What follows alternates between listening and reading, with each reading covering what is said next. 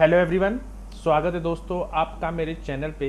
मैं प्रशांत कुमार शुक्ला एडवोकेट। साथियों, आज के वीडियो में हम लोग एनडीपीएस एक्ट से रिलेटेड केरल हाई कोर्ट का एक लेटेस्ट जजमेंट के बारे में बात करेंगे जो अगस्त के महीने में आया है।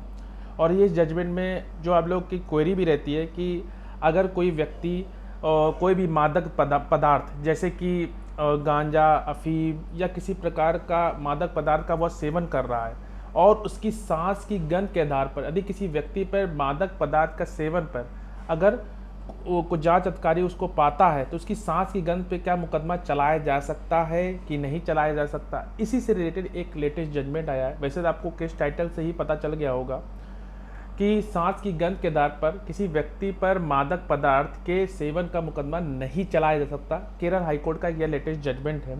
वीडियो शुरू करने से पहले अगर आप मेरे चैनल में पहली बार है, चैनल को जरूर सब्सक्राइब करिए, लाइक करिए, शेयर करिए और कमेंट करना तो मत भूलिएगा, क्योंकि इस चैनल के माध्यम से आपको काफ़ी सारे लीगल अपडेट, लीगल न्यूज और लेटेस्ट जजमेंट प्रोवाइड करते हैं। साथ ही साथ आपके एग्ज़ाम से रिलेटेड और साथ ही साथ आपको जागरूकता के लिए भी ये चैनल बहुत ज़्यादा इम्पोर्टेंट है।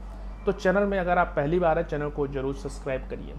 आइए जानते हैं इस पूरे केस लॉ को। इस केस लॉ में है क्या और क्या मामला था।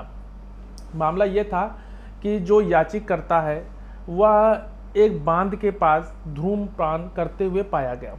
जब उसने शिकायतकर्ता को अपने पास आते देखा तो उसने सिगरेट की जो बांध में फेंक दी और शिकायतकर्ता को याचिकाकर्ता की सांसों से गांजा की गंध आई।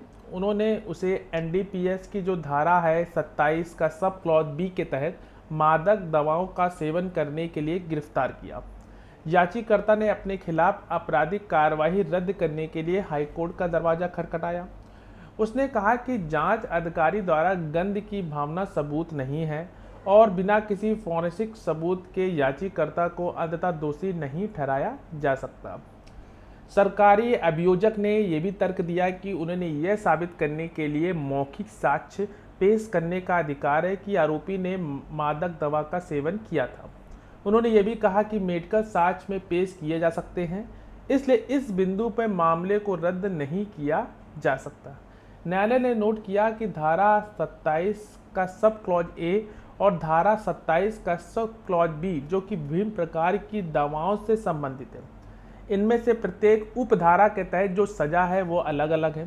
किसी भी दवा की जब्ती नहीं की गई जिससे यह पता चले कि जो कथित कृत्य है इनमें किसी उपधारा के अंतर्गत आता है। साथ ही साथ न्यायालय ने भारतीय कानून सुरक्षा संहिता 2023 BNSS की धारा 528 के तहत अपनी अंतर्निहित शक्तियों का प्रयोग किया और कार्रवाई को यह कहते हुए रद्द की कि बिना किसी जब्ती या मेडिकल जांच के प्रतिबंधित पदार्थ की प्रकृति को साबित करना असंभव है। न्यायालय ने कहा कि जो आरोपी है उसकी पुष्टि नहीं की जा सकती और अभियोजन पक्ष ने न्यायालय की प्रक्रिया का दुरुपयोग कर रहा है।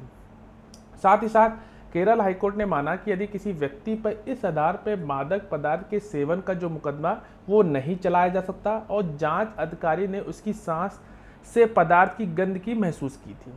न्यायालय ने यह भी कहा कि यदि इसकी अनुमति दी जाती है तो ऐसी स्थिति उत्पन्न होगी कि जहां जांच अधिकारी किसी भी व्यक्ति पर मादक पदार्थ या मन प्रभावी पदार्थ अधिनियम 1925 यानी कि एनडीपीएस एक्ट के तहत आरोपी के रूप में मुकदमा चला सकता है। यह ध्यान दिया गया कि संवेदी धारणा व्यक्तिपरक होती है, इसलिए किसी भी पदार्थ की पहचान करके उस पर भरोसा नहीं किया जा सकता। जहां केरल हाईकोर्ट ने सांस की गंध के आधार पर किसी व्यक्ति पर मादक पदार्थ का सेवन पर मुकदमा नहीं चला सकता। ये एक इम्पॉर्टेंट जजमेंट जो हाल ही के दिनों में आया है। आशा करते हैं ये जजमेंट आपको समझ में आया होगा, इसके इम्पॉर्टेंट फैक्ट को समझा होगा। मिलते हैं एक नेक्स्ट वीडियो में, तब तक के लिए धन्यवाद।